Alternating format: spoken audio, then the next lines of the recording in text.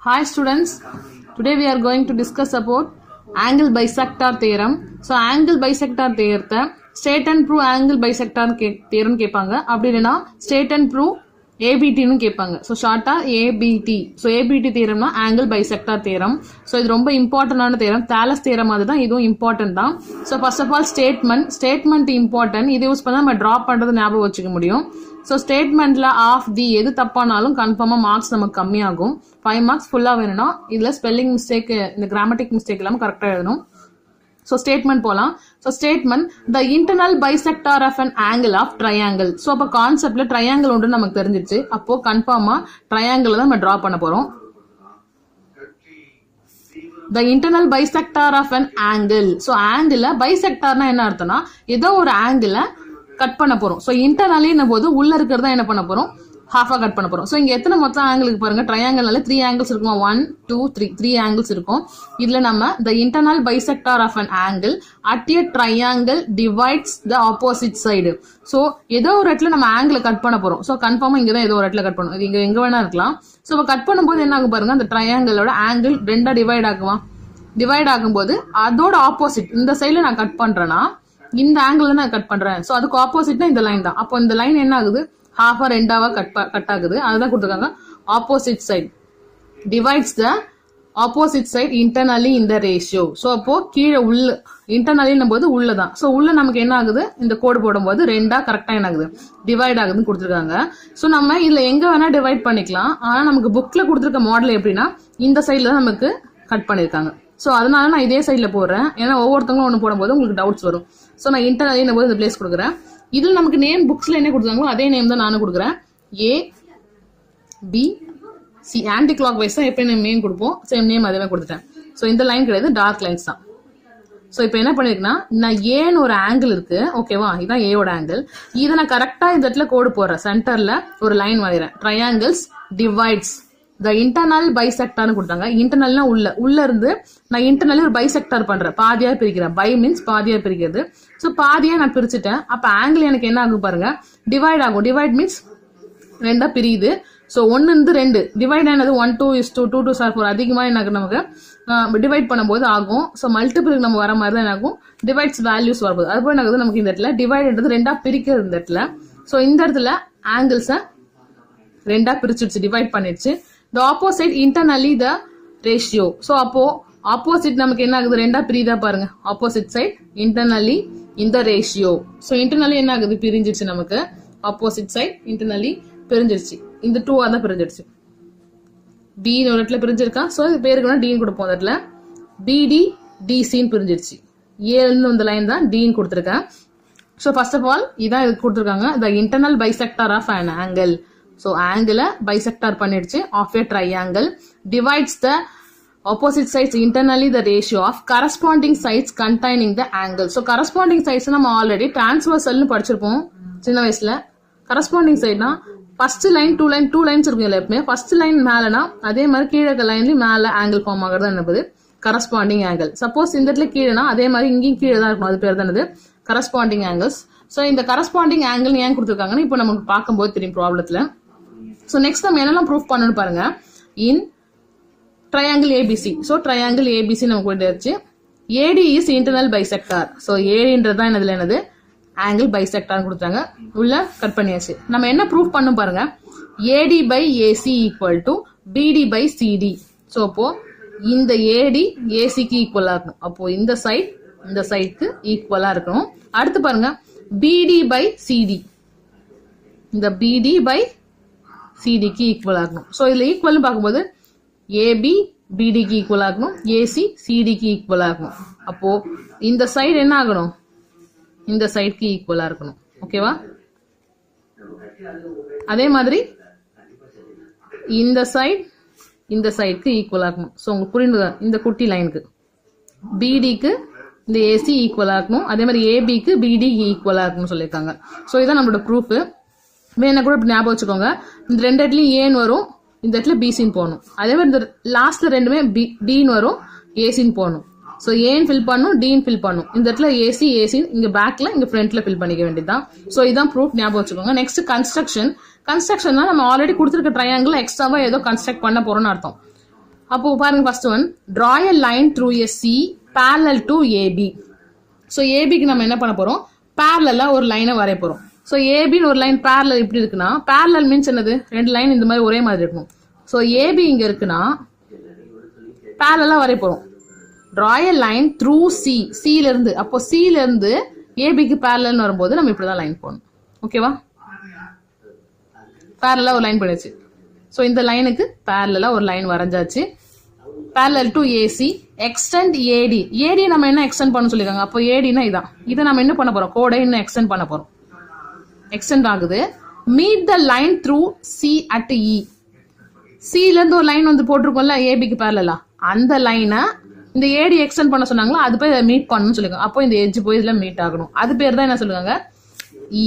See at இனா இந்த சில இருந்து வந்த லைன் பேர் தான் இன்னு பேர் வச்சிருக்காங்க. அப்போ அந்த இடத்துல தான் என்ன ஆக போகுது, இன்டர்செக்ட் ஆக போகுது. ஸோ கம்ப்ளீட் பண்ணியாச்சு டயக்ராம.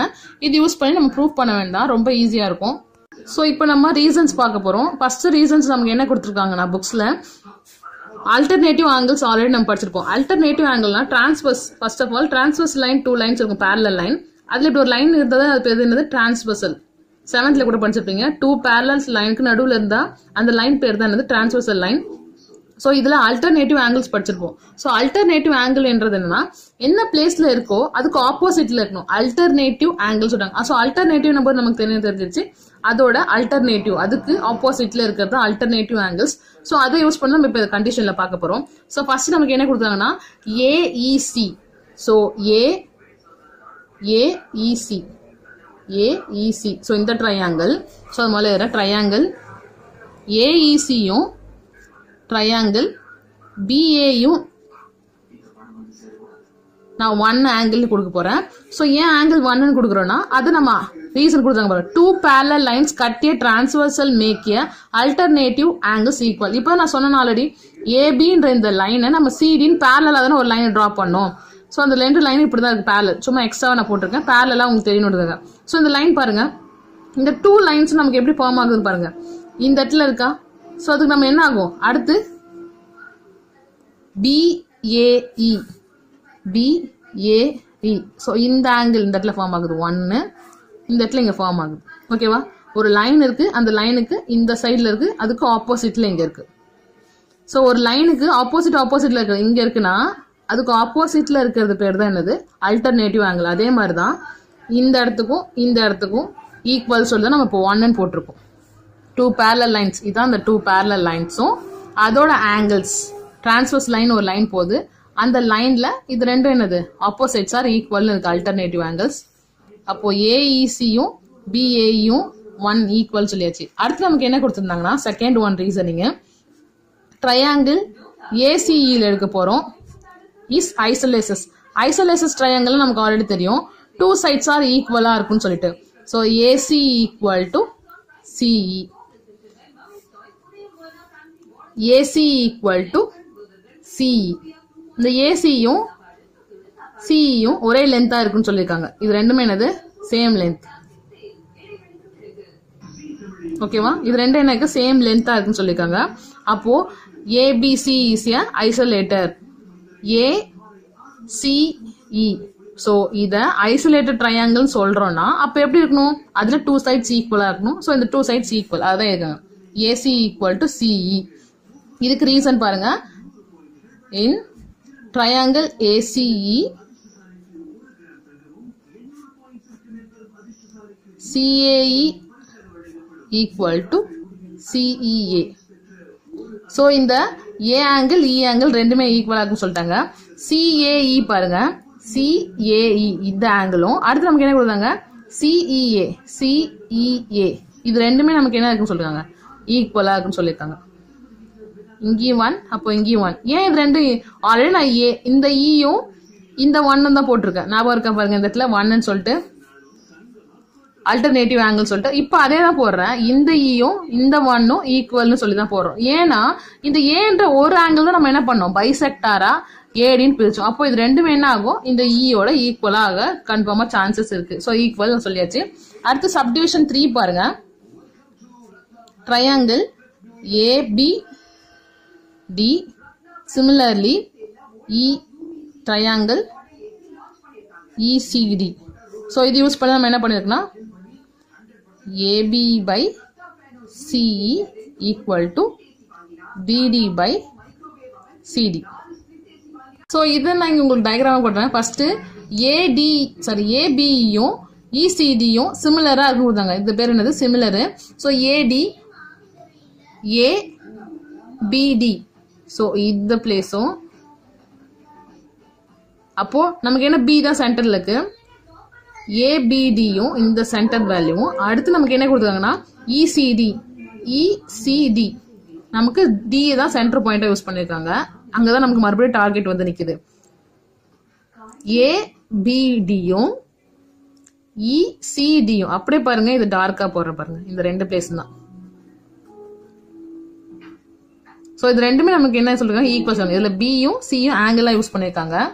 ஸோ அது யூஸ் பண்ணி நம்ம எழுதிருக்கோம் ஏபி பை சிஇ, அடுத்து பிடி பை சிடி. அப்படியே இதுல நமக்கு தெரியும் ஏபி பை சிஇ, அடுத்து அப்படியே செகண்ட் 2 எடுத்துக்கோங்க பிடி பை சிடி. இது ரெண்டும் ஈக்குவலா இருக்குன்னு எடுத்துக்கோங்க. பை எதை யூஸ் பண்ணா ஏஏ சிமிலாரிட்டி. ஏஏனா ஆங்கிள் சிமிலாரிட்டின்னு அர்த்தம். நெக்ஸ்ட் நமக்கு என்ன ரீசன் கொடுத்துருக்காங்கன்னா AB by AC equal to BD by CD. So இதுல இருந்தா நம்ம இதை கொண்டு வந்திருப்போம். ஸோ எப்படி இதுக்கு ஆன்சர் வந்ததுன்னு பார்ப்போங்க. இங்க ஏபி கரெக்டாக தான் இருக்கு, பிடியும் சிடியும் கரெக்டாக தான் இருக்கு. அப்போ இங்க சிக்கு பதிலாக ஏன் ஏசி போட்டாங்கன்னா ஆல்ரெடி நம்ம எழுதிக்க பாருங்க. ஏசி வந்து ஐசோலேட்டட் ட்ரையாங்கிளா இருந்துச்சுன்னா, இது ஏசிஇ ஐசோலேட்டட் ட்ரையாங்கிளா இருந்துச்சுன்னா நம்ம என்ன சொன்னோம், ஏசியும் சிஇயும் நமக்கு என்ன இருக்கும், ரெண்டு சைடு ஐசோலேட்டட் ட்ரையாங்கிளா இருக்குன்னு சொன்னோம். ஸோ அதை யூஸ் பண்ணிதான் சிக்கு பதிலாக என்ன போட்டிருக்காங்க, ஏசின்னு போட்டிருக்காங்க. இருக்கிறதுல ரொம்ப சின்னதான ஒரு தியரம் இதுதான். ஸோ ஃப்ரம் இதுக்கு நம்ம ஏதாவது ஒரு ஈக்குவேஷன் கொடுக்கணும். ஃபர்ஸ்ட் ஈக்குவேஷன் கொடுத்துட்றேன். இந்த ஃப்ரம் 1ல இருந்தா நம்ம எடுத்திருக்கோம். From 1 AC equal to CE hence proved. So இதில் இருக்க மாதிரி டிட்டோவா எழுத பழகிக்கோங்க. ஸோ அதுதான் உங்களுக்கு ஈஸியாக 5 மார்க்ஸ் இருக்கும், ஹெல்ப்ஃபுல்லாக இருக்கும். Thank you students. இதையே நீங்கள் ஃபுல்லாக கவனிச்சுட்டு டெஸ்ட்டாக எழுதி பாருங்கள்.